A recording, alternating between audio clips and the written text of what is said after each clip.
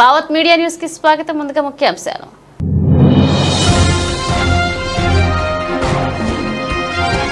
Russia రాజధాని మాస్కోలో shocking ఘటన. Road దాటుతున్న 8 ఏళ్ల బాలుడిని ఢీకొట్టిన ట్రక్కు.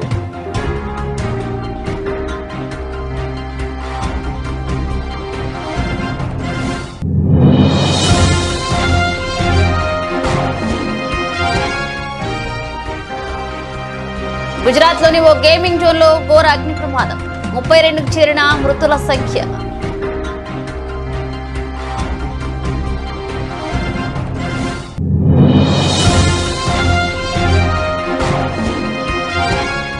విశాఖలో నో పార్కింగ్ లో వాహనాలు పెట్టే వారిపై కొరడా జల్పించిన పోలీసులు. పార్కింగ్ లో పార్క్ చేసే వాహనాలకు వీల్ లాక్ చేసి 1035 జరిమానా.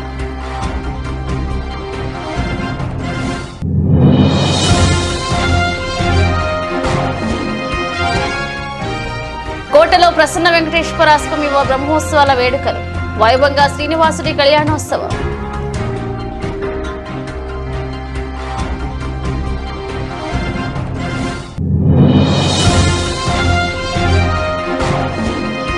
గంపలగూడెం మండలం ఆర్లపాడు గ్రామంలో పోలీసు సిబ్బందితో ఆకస్మిక తనిఖీలు. ఎటువంటి పత్రాలు లేని 20 ద్విచక్ర వాహనాలు స్వాధీనం.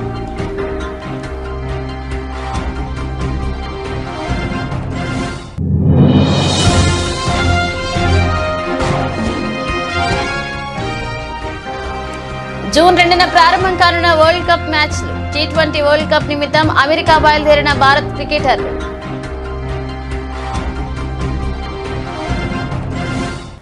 రష్యా రాజధాని మాస్కోలో షాకింగ్ ఘటన జరిగింది. ట్రాఫిక్ లో రెడ్ సిగ్నల్ పడింది. అదే సమయంలో 2 చిన్నారులు రోడ్డు దాటేందుకు యత్నించారు. అయితే ఓ ట్రక్కు డ్రైవర్ రెడ్ సిగ్నల్ ను పట్టించుకోలేదు. తన వాహనాన్ని వేగంగా ముందుకు పోనిచ్చాడు. ఈ క్రమంలో రోడ్డు దాటుతున్న 8 ఏళ్ల బాలుడిని ఢీకొట్టాడు. తీవ్ర గాయాలతో బాలుడు సంఘటనా స్థలంలోనే చనిపోయాడు.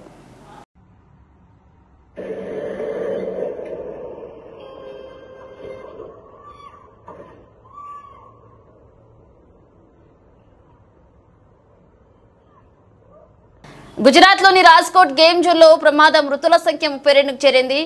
మృతుల సంఖ్య పెరిగే అవకాశం ఉందని అధికారులు తెలియజేశారు. శనివారం సాయంత్రం రాజ్కోట్లోని టీఆర్పీ గేమ్ జోన్లో భారీ అగ్ని ప్రమాదం చోటు చేసుకుంది. ప్రమాదం జరిగిన ప్రదేశాన్ని రాష్ట్ర హోంమంత్రితో కలిసి సీఎం భూపేంద్ర పటేల్ ఆదివారం పరిశీలించి ప్రమాద కారణాలను అడిగి తెలుసుకున్నారు. అనంతరం ఆసుపత్రిలో చికిత్స పొందుతున్న బాధితులను పరామర్శించారు.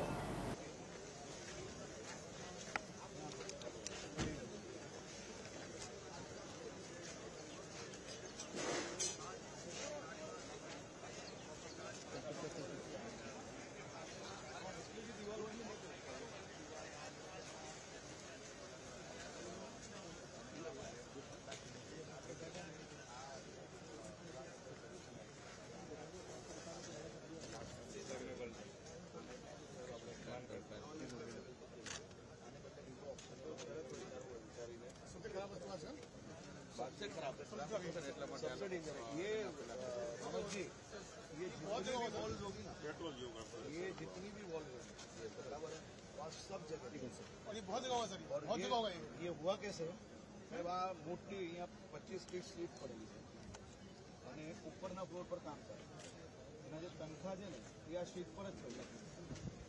એક્ઝિટ એના પર જ છે.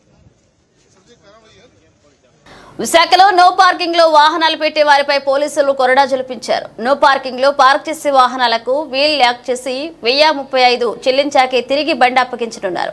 ఇక ప్రజలకు ట్రాఫిక్ పై అవగాహన కల్పించడం జరుగుతుందన్నారు. రహదారి భద్రత పాటించడంలో భాగంగా ఈ నిర్ణయం తీసుకున్నట్లుగా సిపి రవిశంకర్ తెలియజేశారు.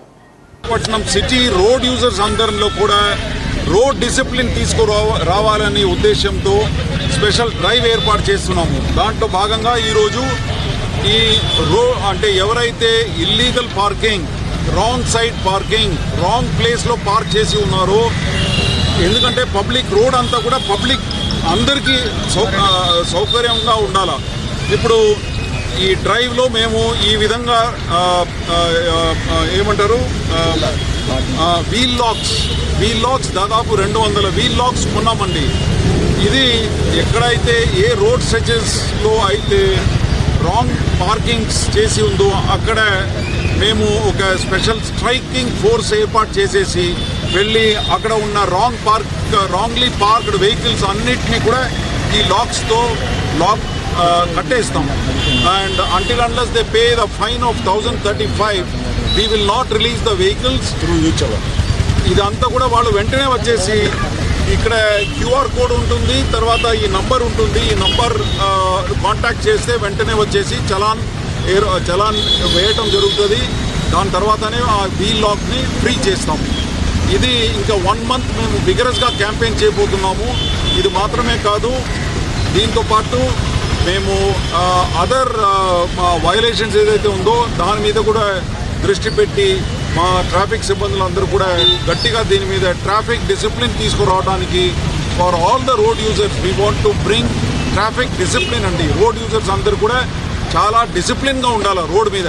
ఎందుకంటే Visakhapatnam city is one of the bad cities in Andhra Pradesh with respect to road traffic accidents. We are losing at least 1 or 2 lives every day on the roads of Visakhapatnam city. ఇది జరగకుండా ఉండాలని ఆ ఉద్దేశంతో ఇదంతా కూడా చేపట్టడం జరుగుతుంది.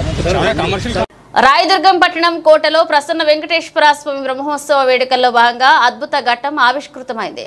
శ్రీనివాసుడి కళ్యాణోత్సవ వేడుకలు వైభవంగా నిర్వహించారు. విశేషంగా బాలికతో స్వామివారికి కళ్యాణం జరిపించడం కొన్నేళ్లుగా వస్తున్న సాంప్రదాయం. బాలికతో శ్రీవారికి కళ్యాణాన్ని చూడడానికి స్థానిక ప్రజలే కాకుండా ఇతర ప్రదేశం నుండి భక్తులు పెద్ద ఎత్తున పాల్గొని తన్మయత్వం పొందారు.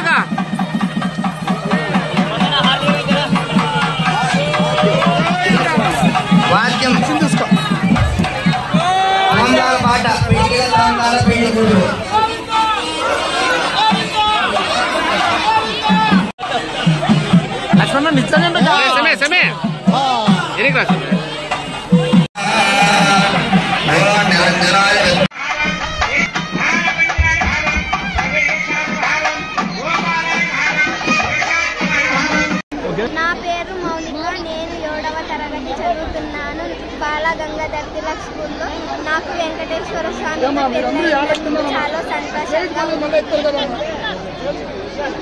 జగ్గంపేట ప్రెస్ క్లబ్ లో ఆంధ్రప్రదేశ్ రైతు కూలీ సంఘ ఉమ్మడి తూర్పు గోదావరి జిల్లా కమిటీ ఆధ్వర్యంలో జగ్గంపేట గండేపల్లి మండలాల్లో త్రాగునీటి సమస్యపై రాష్ట్ర ప్రధాన కార్యదర్శి కార్నాకుల వీరాంజనేయులు మీడియా సమావేశం నిర్వహించారు. ఈ సందర్భంగా వీరాంజనేయులు మాట్లాడుతూ జగ్గంపేట గండేపల్లి మండలాల్లోని గ్రామాల్లో త్రాగునీరు అందక ప్రజలు అనేక ఇబ్బందులు పడుతున్నారని, 2 మండలాల ప్రజలకి శుద్ధి చేసిన మంచినీరు అందించడానికి బావారం గ్రామంలో అధిక మొత్తంలో నిధులు వెచ్చించి ఫిల్టర్ బెడ్లు అలాగే ట్యాంకులు కట్టించారని, కానీ కరెంటు లేదనే సాకుతో శుద్ధి చేసిన నీళ్లు సరఫరా చేయట్లేదని విమర్శించారు. గండేపల్లి మండలానికి త్రాగునీరు అందించే ఫిల్టర్ బెడ్లు పాడైపోయాయని, కాంట్రాక్టర్ యథావిధిగా తమ బిల్లులు తీసుకుని ఫిల్టర్ బెడ్లు రిపేర్ చేయించకుండా క్లోరినేషన్ చేయకుండా అధికారులతో కుమ్మక్కై కలుషిత నీటిని ప్రజలకు సరఫరా చేస్తూ ప్రజల అనారోగ్యానికి కారణమవుతున్నారని అన్నారు. ప్రధాన కార్యదర్శి కర్ణాకుల వీరాంజనేయులు మాట్లాడుతున్నాను. ప్రధానంగా జగ్గంపేట గండేపల్లి మండలాలకు సంబంధించి బావారంలో వాటర్ ట్యాంకులు కట్టారు. ఈ వాటర్ ట్యాంకుల ద్వారాగా 2 మండలాలకు సంబంధించిన విషయంలో నీళ్లు శుద్ధి చేసి, అంటే ఫిల్టర్ చేసి పంపించాలి వాళ్ళు. కానీ ఆ ఫిల్టర్ వాటరు బావారంలో ఒక భూసం అయితే తన పామాయిల్ తోటకు వాడుకుంటున్నాడు. ఎందుకంటే ఈ ఫిల్టర్ వాటర్కి సంబంధించిన కాంట్రాక్ట్ ఎలా ఉందంటే, ఏ పార్టీ అధికారంలో ఉంటే ఆ ఎమ్మెల్యే కంట్రోల్కి వెళ్ళిపోతుంది, ఆటోమేటిక్గా ఆ కాంట్రాక్ట్ వెళ్ళిపోతున్నారు. జేఈలు డీఈలు కూడా ఆ కంట్రోల్కి వెళ్ళిపోతున్నారు. పామాయిల్ తోటకి వెళ్ళటమే కాదు, కొత్తూరు, మన్నేరుపాలెం, గోవిందపురం, మల్లిశాల, యంగయంపురం, రాజపూడి, చిత్తరంపురం వెళ్ళే నీళ్లు దాదాపు 2-3 సంవత్సరాలు అయింది. దానికి సంబంధించినటువంటి ఏదైతే ఫిల్టర్ని తయారు చేసే ఆ వైర్లు కావచ్చు, దానికి బెల్ట్లు కావచ్చు, ఏదైతేనో 3-4 ఏళ్ళు అవుతుంది. అవి ఇప్పటికి కూడా ఆ గ్రామాల్లో ప్రజలకు తెలియదు. అక్కడ బెల్టలు తెగిపోయి అవి ప్రభుత్వం ఈ అధికారులు ఎవరైతే కాంట్రాక్ట్ ఉంటే దాని మీద చర్యలు తీసుకోవాలి. ఫిల్టర్ వాటర్ వెళ్ళకపోతే ప్రజలు అనారోగ్యం పాలవుతారనేటువంటి విషయం కూడా ప్రజలకు తెలియదు. కానీ కాంట్రాక్టర్ బిల్లులు చేసుకోవడానికే రాజకీయ నాయకులు ఉపయోగించుకుని తాపత్రయపడుతున్నారు తప్ప ప్రజలు బాగుబోగులకు సంబంధించి గత 4-5 సంవత్సరాల నుంచి కూడా కాంట్రాక్టు చాలా నిర్లక్ష్యంతో ఉన్నాడు. తెల్లవారుజామున ఆదివారం తిరువూరు పోలీస్ సర్కిల్ పరిధిలోని గంపలగూడెం మండలం ఆర్లపాడు గ్రామంలో 50 మంది పోలీస్ సిబ్బందితో గ్రామంలో ఆకస్మిక తనిఖీలు చేశారు. తిరువూరు సర్కిల్ ఇన్స్పెక్టర్ అబ్దుల్ నబీ ఆధ్వర్యంలో జరిగిన ఈ కార్డన్ సర్చ్ నిర్వహించగా 20 ద్విచక్ర వాహనాలు ఎటువంటి పత్రాలు లేకుండా ప్రయాణిస్తున్నట్లుగా పోలీసులు గుర్తించారు. వీటిని స్వాధీనం చేసుకున్నట్లుగా ఏకొండూరు ఎస్ఐ కృష్ణ తెలియజేశారు. జరగనున్న ఎలక్షన్ కౌంటింగ్ నేపథ్యంలో ఆల్రెడీ రాష్ట్రంలో కలుగుతున్న కొన్ని హింసాత్మక ఘటనలు కానివ్వండి, అలాగే కొంత ల్యాండ్ ఆర్డర్ డిస్టర్బెన్స్ వల్ల కానివ్వండి, ఈ కౌంటింగ్ నేపథ్యంలో కూడా శాంతి భద్రతలు కాపాడే విధంగా, అలాగే ఊళ్ళల్లో ఎక్కడైతే సమస్యాత్మక గ్రామాలు ఉన్నాయో అక్కడ ఎటువంటి గొడవలు జరగకుండా విధంగా ఈ కార్డినేట్ సర్చ్ అనే ఆపరేషన్ కండక్ట్ చేయడం జరుగుతుంది.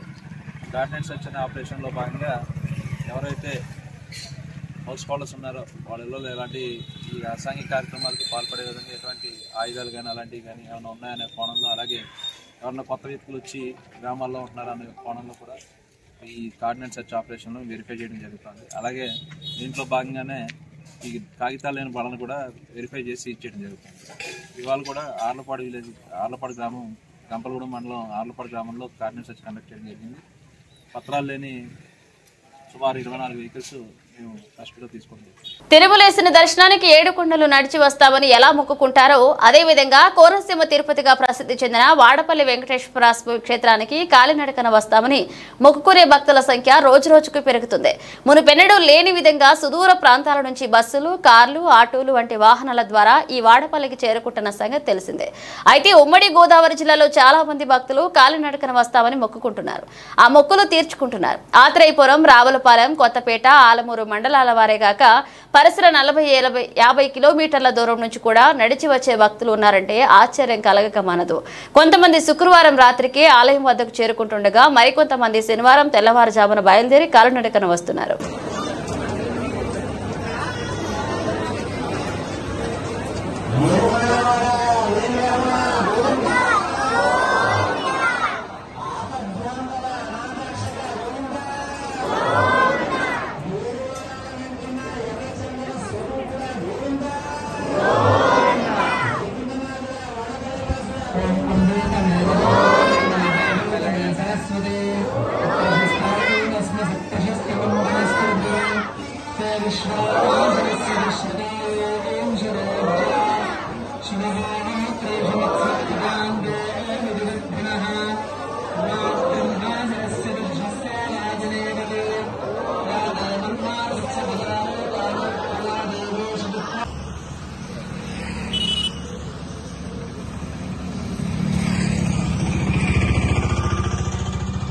కడిప్లంగ నుంచి అండి, తూర్పుగోదావరి జిల్లా.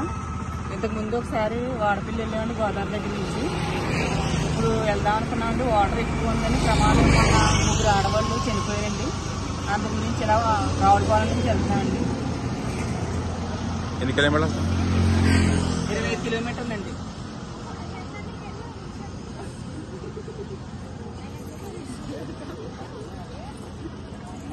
కవర్ తెచ్చాని అని అని కవర్ కవర్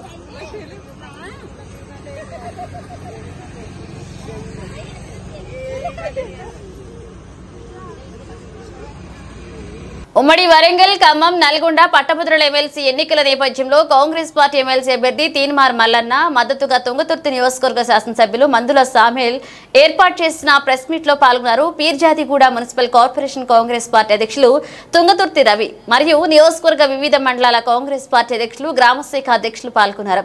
ఈ కార్యక్రమంలో సురేందర్ రెడ్డి, రమేష్, నగేష్, మజర్, నాగరాజు, వంగూరు పరమేష్, సోమయ్య, రంగన్న గౌడ్, శ్రీకాంత్, పఠాన్, మహేష్, నరేష్, సాయిరెడ్డి, రాజు, ప్రేమ్ మరియు కాంగ్రెస్ పార్టీ నాయకులు పాల్గొన్నారు. ప్రైవేట్ విద్యా సంస్థల్లో ఫీజుల దోపిడీ దందా బంద్ చేయాలని ఫీజుల నియంత్రణ చట్టం వెంటనే కట్టుబాటు మీద కట్టుబడి ఉంటారు అనేది కూడా గౌరవ ముఖ్యమంత్రి రేవంత్ రెడ్డి గారికి స్పష్టంగా తెలిసిపోయింది. అదేవిధంగా ఇక్కడ 3 జిల్లాలకు ఉమ్మడి జిల్లాకు సంబంధించిన నియోజకవర్గం ఇది. మనకు 6 మండలాలు సూర్యాపేట జిల్లాకు ఉంటాయి, 2 మండలాలేమో భువనగిరి జిల్లాకు ఉంటాయి, 1 మండలమేమో నల్గొండ జిల్లాకు ఉంటుంది. ఉమ్మడి జిల్లాకు వ్యాప్తి చెందిన మండలం ఇది, కాన్స్టిట్యున్సీ ఇది. ఈ కాన్స్టిట్యున్సీ ఎంఐఎంఈలు కూడా పోటీ చేయడం జరిగింది. ఇక్కడ తెలంగాణ సాయుధ రైతాంగ పోరాట యోధులు స్వరాజ్యం గారు కానీ బిఎన్ గారు కానీ అంతకుముందు ఇండిపెండెంట్గా ఇక్కడ దామోదర్ రెడ్డి గారు గెలిచిన ఒకసారి, ఆ తర్వాత అంతకుముందు వెంకట నరసయ్య గారు, గోరగంట వెంకట నరసయ్య గారు కూడా మొట్టమొదటి ఇండిపెండెంట్ గెలిచింది ఇక్కడ.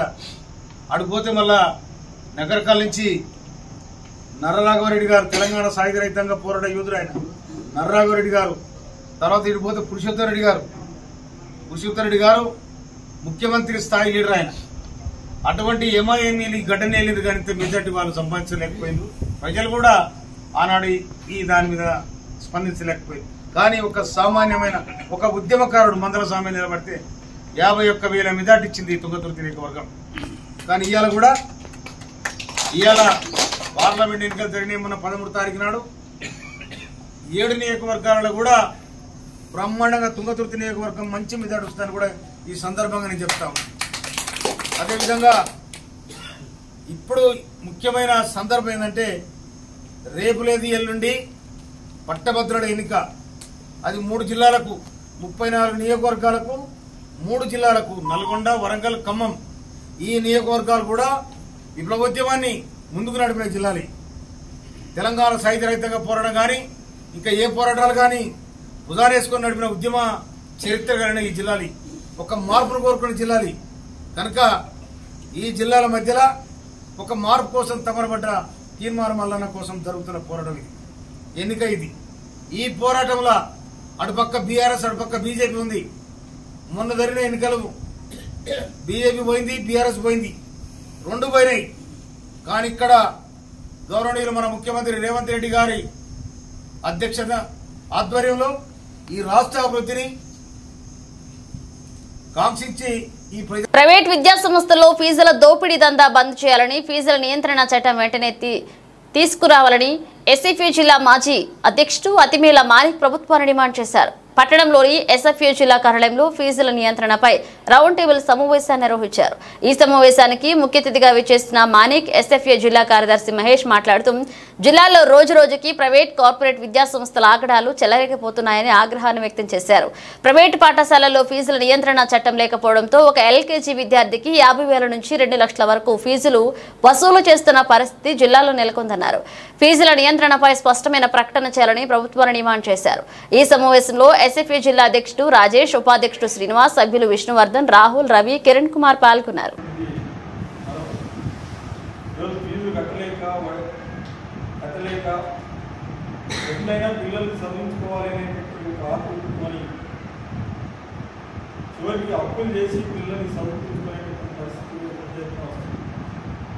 వాటికి తోడు తల్లిదండ్రుల యొక్క మూడుని మార్చేదాని కోసం చాలా పెద్ద ఎత్తున ప్రైవేట్ కార్పొరేట్ విద్యా సంస్థలు వాళ్ళ యొక్క ప్రచారంతో విద్యార్థుల తల్లిదండ్రులందరినీ కూడా కన్ఫ్యూజన్లో పెట్టేటటువంటి పరిస్థితి. ఇంటర్నేషనల్ స్కూల్ అని, బిజినెస్ స్కూల్ అని రకరకాల పేర్లతో ఈరోజు విద్యార్థుల యొక్క తల్లిదండ్రులను ఆకట్టుకునేటటువంటి ప్రయత్నం. ఫస్ట్ నుంచి ఎల్కేజీ నుంచే వాడికి ఐఐటి నేర్పుతున్నామని చెప్పేసి, ఫస్ట్ నుంచే వాడు ఎంబీబీఎస్ సీట్ కొట్టేటటువంటి పరిస్థితి. ఫస్ట్ ఎల్కేజీ నుంచే ఈ రకంగా పెద్ద ఎత్తున వాళ్ళ ఎల్కేజీలో నేర్పేది ఏముంటుంది, నర్సరీలో నేర్పేది ఏముంటుంది, పోయి కూర్చొని రావడం తప్ప. కానీ అక్కడి నుంచే ఈరోజు ఐఐటికి ఈరోజు సెలెక్ట్ చేస్తున్నాము, ఈరోజు ఎంబీబీఎస్కు అక్కడి నుంచే సెలెక్ట్ చేస్తున్నాం, లేదు ఎంబీఏలకు ఎంసీఏలకు కూడా అక్కడి నుంచే మేము ట్రైనింగ్ ఇస్తున్నాం, ఐఏఎస్లో కూడా ఈరోజు డైరెక్ట్గా సివిల్స్ ప్రిపేర్ కావాలంటే మా స్కూల్లో చేరండి, ఎల్కేజీ నుంచే వాళ్ళందరూ కూడా సివిల్స్ మీద అవగాహన కల్పిస్తున్నామని చెప్పేసి ఒక దుర్మార్గమైనటువంటి ప్రచారాన్ని పెద్ద ఎత్తున ప్రైవేట్ విద్యా సంస్థలన్నీ కూడా ఈ రకంగా తల్లిదండ్రులను మోసం చెప్పి ఈరోజు పెద్ద ఎత్తున ఫీజులు వసూలు, ఆ పేరుతో ఫీజులు వసూలు చేస్తామన్నా. ఇంతకుముందు సాహిత్య గారు చెప్పినట్టుగా వాళ్ళ 50,000గా ₹1,00,000 నుంచి 4 లక్షల రూపాయల వరకు పెద్ద ఎత్తున వసూలు చేస్తున్న పరిస్థితి. ఈ రకంగా చాలా దుర్మార్గంగా ఈరోజు ఫీజుల్ని వసూలు చేస్తుంది.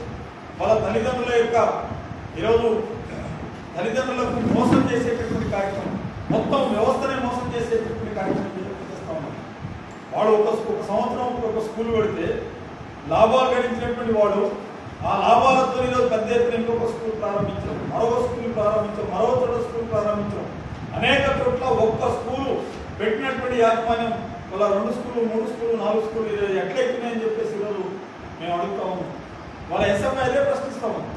ఈ రకంగా విద్యార్థుల తల్లిదండ్రుల దగ్గర ఫీజుల్ని ఈరోజు పెద్ద ఎత్తున దోచుకొని యాజమాన్యాలు లాభపడేటటువంటి పరిస్థితిలో వస్తాం. కార్పొరేట్ యాజమాన్యాలు ఈరోజు పెద్ద ఎత్తున దోపిడీ చేస్తున్నటువంటి పరిస్థితి ఉంది. దీన్ని అరికట్టవలసినటువంటి ప్రభుత్వాలు నిమ్మత్తుగా వ్యవహరిస్తూ ఉన్నాయి. కార్పొరేట్ యాజమాన్యాలకు తప్పులుగా వ్యవహరిస్తున్నటువంటి పరిస్థితి ఉంది. వాళ్ళ కేంద్ర రాష్ట్ర ప్రభుత్వాలు ఏం చెప్తా ఉన్నాయి? ప్రజలు ఎన్నికలు వస్తే మేము పేద విద్యార్థులకు అందరికీ మేమే చదివిస్తామని చెప్తారు. ఈరోజు విద్యార్థులకంతా ఉచిత విద్య అని చెప్తారు. కేజీ టు పీజీ విద్య అనేటటువంటిది అందరికి సమానమైనటువంటి విద్య అని చెప్తారు. ఈ సమాజంలో ఎక్కడుందని చెప్పేసి అడుగుతా ఉన్నాం. ఈరోజు ఉన్నోడికి ఒక రకమైన చదువు, లేనోడికి ఒక రకమైనటువంటి చదువు అనేటటువంటి రోజు కనిపిస్తా ఉంది. డబ్బులు ఉన్నోడికి కోట్ల రూపాయలు పెట్టి, లక్షల రూపాయలు పెట్టి చదివేవాడికి మాత్రం కార్పొరేట్ విద్యా సంస్థలలో ఈరోజు పెద్ద ఎత్తున చదువుకునేటటువంటి పరిస్థితి వాళ్ళకు ఉంది. కానీ ఈరోజు డబ్బులు పెట్టలేనటువంటి పేద విద్యార్థులకు, మధ్యతరగతి విద్యార్థులు వాళ్ళు ఎక్కడ చదువుకోవాలి అంటే ఏం సౌకర్యాలు లేనటువంటి సర్కారు స్కూల్లో పోయి చదివేటటువంటి పరిస్థితి ఉంది. మరి ఈరోజు లక్షల రూపాయలు పెట్టినటువంటి ఈరోజు ఫీజులు కట్టి చదివేటటువంటి విద్యార్థులకు ఏమి ఫీజు కట్టకుండా సర్కారు స్కూల్లో చదివేటటువంటి విద్యార్థులకు పోటీ ఏ రకంగా ఉంటుందని చెప్పేసి అడుగుతా ఉన్నాం. ఏ రకంగా కూడా పోటీ ఉండేటటువంటి పరిస్థితులు లేదు. వాళ్ళ పెద్ద ఎత్తున ఈరోజు పేద విద్యార్థులు, మధ్యతరగతి కుటుంబాలకు సంబంధించిన విద్యార్థులు ఈ విధానాలతో నష్టపోయేటటువంటి ప్రమాదం ఉంది. వాళ్ళు ముందు పోయేటటువంటి పరిస్థితి లేదు. ఉన్నత విద్యను అందుకునేటటువంటి పరిస్థితి లేదు అనేటటువంటిది ఈరోజు కనిపిస్తా ఉంది. పెద్ద ఎత్తున పేద విద్యార్థులందరూ ఈరోజు డ్రాప్ అయ్యేటటువంటి పరిస్థితి కనిపిస్తా ఉంది. ఈ విధానాల వల్ల వాళ్ళు కొంతమంది 5వ తరగతి కాగానే కొంతమంది డ్రాప్ అవుట్ అవుతా ఉన్నారు. 10th క్లాస్ కాగానే డ్రాప్ అవుట్ అవుతున్నారు. ఇంటర్మీడియట్ కాగానే డ్రాప్ అవుట్ అవుతున్నారు. డిగ్రీకి పోయేవాళ్ళు కొంతమంది అయితే పీజీకి పోయేవాళ్ళు చాలా మంది డ్రాప్ అయ్యి ఈరోజు చదువుకోలేనటువంటి పరిస్థితిలో వస్తున్నటువంటి పరిస్థితి. వాళ్ళు ఏ కాలేజీలో చూసినా చివరికి గవర్నమెంట్ కాలేజీలలో కూడా సెల్ఫ్ ఫైనాన్స్ కోర్సులు తెచ్చి అక్కడ ఫీజులు కట్టమని చెప్పి చెప్తా ఉన్నారు. వాళ్ళ సెంట్రల్ యూనివర్సిటీలలో సెల్ఫ్ ఫైనాన్స్ కోర్సులు తెచ్చి అక్కడ ₹1,00,000 ఫీజులు వసూలు చేస్తున్నటువంటి పరిస్థితి. మళ్ళీ అక్కడ ఎవరు ₹1,00,000 ఫీజు కట్టి ఏ పేద విద్యార్థి చదువుకుంటాడు? ఈరోజు కుప్పం పట్టణం పలార్లపల్లె ప్రాంతానికి చెందిన బేటప్ప తనను ప్రేమించాలని మోసగించాడని రంజిత అనే యువతి పోలీసులను ఆశ్రయించారు. అనంతరం మీడియాతో మాట్లాడుతూ తమ ఇంటి ముందు ఉన్న బేటప్ప తనను ప్రేమిస్తున్నానని వెంటపడ్డాడని, కానీ అతనికి అప్పటికే పెళ్లి జరిగి భార్యతో కలిసి ఉండడంతో అతని ప్రేమను తిరస్కరించడం జరిగిందన్నారు. అయినా అతను తన భార్య కిడ్నీ సమస్యతో బాధపడుతున్నారని, కావున నిన్ను పెళ్లి చేసుకుంటాను అని నమ్మించినట్లుగా బాధితురాలు తెలిపారు. తీరా ఇప్పుడు పెళ్లి చేసుకోమని అడిగితే బేటప్ప మోసగించాడని తెలిసిందన్నారు. కావున న్యాయం కోసం పోలీసులను ఆశ్రయించినట్లుగా తెలియజేశారు. నన్ను కన్విన్స్ చేసేవాడు సార్. నేను అప్పుడు కూడా ఒప్పుకోలేదు సార్. నీకు భార్య పిల్లలు ఉన్నారు, వద్దు ఇదని చెప్పినా కానీ అతను నా వెంట పడి నన్ను ఎక్కడికి వెళ్ళినా నన్ను వేధించేవాడు సార్. నా ఫోన్ నెంబర్ తీసుకొని నాకు ఫోన్లు చేసి నన్ను టార్చర్ చేసేవాడు సార్. నేను వాలంటీర్గా పనిచేస్తున్నాను సార్. సచివాలయం చుట్టూ కూడా వచ్చి నన్ను గొడవలు చేసేవాడు సార్ వాడు నన్ను ప్రేమించమని. తర్వాత ఇంకొక విషయం ఏమంటే వాళ్ళ భార్యకి కిడ్నీ ప్రాబ్లం ఉందని చెప్పి నన్ను మోసం చేశాడు సార్. నేను అది నమ్మాను సార్. నమ్మి అతని దగ్గర వచ్చి నేను మోసపోయాను సార్. మోసపోయి సార్ అతను వచ్చి నా భార్యకి కిడ్నీ ప్రాబ్లం ఉంది కాబట్టి నా దగ్గర సంసారానికి పనికి రాదని చెప్పి నన్ను మోసం చేశాడు సార్. మా ఇంట్లో వల్ల ఆమెను బలవంతంగా నాకు తాళి కట్టి బలవంతంగా పెళ్లి చేయించారని చెప్పి నన్ను నమ్మించి నేను ఇంట్లో వాళ్ళని నా భార్యను ఒప్పించి పెళ్లి చేసుకుంటానని చెప్పి నన్ను ఎన్నోసార్లు మోసం చేసి నా చుట్టూ తిరిగి నన్ను ఒప్పించి నన్ను ప్రేమించేలాగా చేసుకున్నాడు సార్. నేను లేకపోతే చచ్చిపోతానని నన్ను బ్లాక్మెయిల్ చేసేవాడు. నేను ఎక్కడికి వెళ్తే అక్కడ ఏదైనా తాగేసి చచ్చిపోతాను, ట్రైన్ దొరికిపోతానని చెప్పి కూడా నన్ను బ్లాక్మెయిల్ చేశాడు సార్. ఇప్పుడు 9 సంవత్సరాల నుంచి నన్ను ప్రేమిస్తున్నానని నన్ను నమ్మించి ఇప్పుడు నన్ను పెళ్లి చేసుకోమని న్యాయం కోరి వచ్చినప్పుడు నేను నిన్ను పెళ్లి చేసుకోను, నువ్వు వద్దని నన్ను తప్పించుకొని ఎక్కడికంటే అక్కడ పారిపోతున్నాడు సార్. అతని మీద డౌట్ వచ్చి నేను పోలీసు వారిని సంప్రదించాను సార్. 3 రోజుల క్రితం నేను కంప్లైంట్ ఇచ్చాను నాకు న్యాయం చేయించమని. ఇప్పుడు నేను ఎవరు దిక్కు లేకుండా ఇక్కడికి వచ్చాను సార్. నేను చదువుకున్న దాన్ని మోసపోయాను సార్. అతని మాటలకి అతను నా చుట్టూ తిరిగి నేను చచ్చిపోతానని బ్లాక్మెయిల్ చేయడం వల్ల నేను మోసపోయి నేను అతని దగ్గర మోసపోతున్నాను సార్. ఇప్పుడు నేను పోలీసు వాళ్ళని ఆశ్రయించి వచ్చాను. దయ ఉంచి మీరు నా యొక్క ప్రాబ్లంని అర్థం చేసుకొని నాకు న్యాయం చేయాలని మిమ్మల్ని ప్రాధేయపడి వేడుకుంటున్నాను సార్. మీరే నాకు దయ ఉంచి నాకు మీరే దిక్కు, మీరే నాకు సహాయం చేయాలి సార్. ఇప్పుడు నాకు ఉన్న ఒకే ఒక దిక్కు పోలీసు వారు సార్. ఇప్పుడు పోలీసు వారే నాకు న్యాయం చేయాలి సార్. స్ట్రాంగ్ రూమ్ పరిశీలనకు వచ్చిన అభ్యర్థులు ఏజెంట్ల వివరాలు లాగ్ రిజిస్టర్లో తప్పనిసరిగా నమోదు చేయాలన్నారు. కాకినాడ జేఎన్టీయూలో భద్రపరిచిన ఈవీఎం స్ట్రాంగ్ రూముల వద్ద భద్రతా నిఘా వ్యవస్థను శనివారం జిల్లా కలెక్టర్, జిల్లా ఎన్నికల అధికారి జె నివాస్ ఇతర ఎన్నికల అధికారులతో కలిసి పరిశీలించారు. డాక్టర్ బిఆర్ అంబేద్కర్ సెంట్రల్ లైబ్రరీలో భద్రపరిచిన పిఠాపురం, జగ్గంపేట, ప్రత్తిపాడు నియోజకవర్గాలకు సంబంధించిన ఈవీఎంల స్ట్రాంగ్ రూమ్లను పరిశీలించి అధికారుల వివరాలను అడిగి తెలుసుకున్నారు. అనంతరం లాగ్ రిజిస్టర్లో సంతకం చేశారు. ఈ సందర్భంగా ఆయన మాట్లాడుతూ జేఎన్టీయూలో ఈవీఎంలను స్ట్రాంగ్ రూముల్లో సురక్షితంగా భద్రపరచడం జరిగిందన్నారు. స్ట్రాంగ్ రూమ్ల వద్ద భద్రతా నిఘా వ్యవస్థను పరిశీలించేందుకు 2-3 రాజకీయ పార్టీల ప్రతినిధులు, ఏజెంట్లను తీసుకువెళ్లడం జరుగుతుందని, స్ట్రాంగ్ రూమ్ల పరిశీలన వచ్చే వారి వివరాలను తప్పనిసరిగా లాగ్ రిజిస్టర్లో నమోదు చేయాలని జిల్లా కలెక్టర్, జిల్లా ఎన్నికల అధికారి జె నివాస్ అధికారులకు ఆదేశించారు.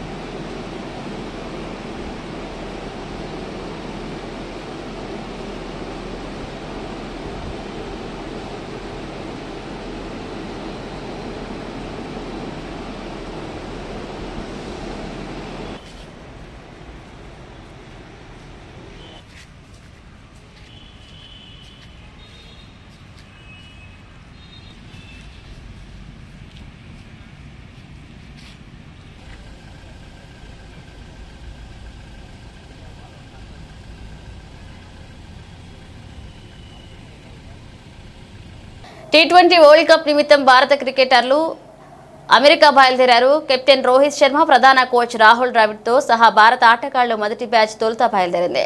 ఇందులో జడేజా, రిషబ్ పంత్, సిరాజ్, అక్షర్, సూర్య ఉన్నారు. జూన్ 2న వరల్డ్ కప్ మ్యాచ్లు ప్రారంభం కానున్నాయి. అమెరికా, వెస్టిండీస్లలో మ్యాచ్లు జరగనున్నాయి. T20 వరల్డ్ కప్లో జూన్ 5న ఐర్లాండ్లో భారత్ తొలి మ్యాచ్ ఆడనుంది.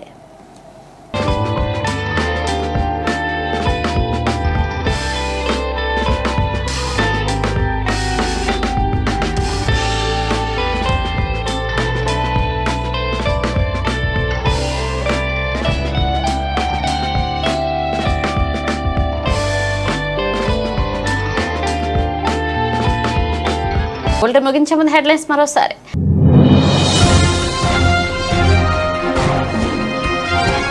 రష్యా రాజధాని మాస్కోలో షాకింగ్ ఘటన. రోడ్డు దాటుతున్న 8 ఏళ్ల బాలుడిని ఢీకొట్టిన ట్రక్కు.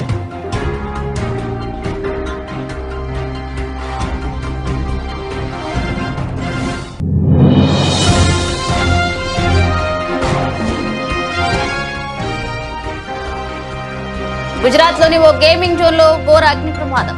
32కు చేరిన మృతుల సంఖ్య.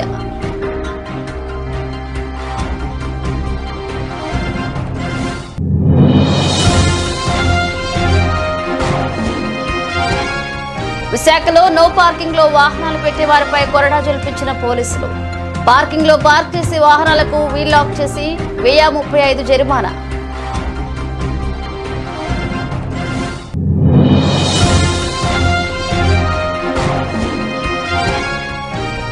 కోటలో ప్రసన్న వెంకటేశ్వర అష్టమి బ్రహ్మోత్సవాల వేడుకలు. వైభవంగా శ్రీనివాసుడి కళ్యాణోత్సవం.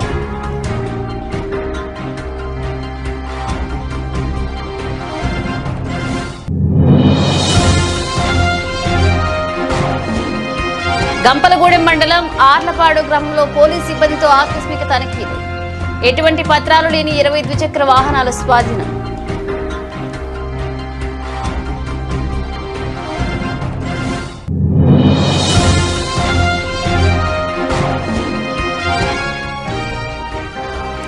జూన్ 2న ప్రారంభం కానున్న వరల్డ్ కప్ మ్యాచ్లు. T20 వరల్డ్ కప్ నిమిత్తం అమెరికా బయలుదేరిన భారత్ క్రికెటర్లు.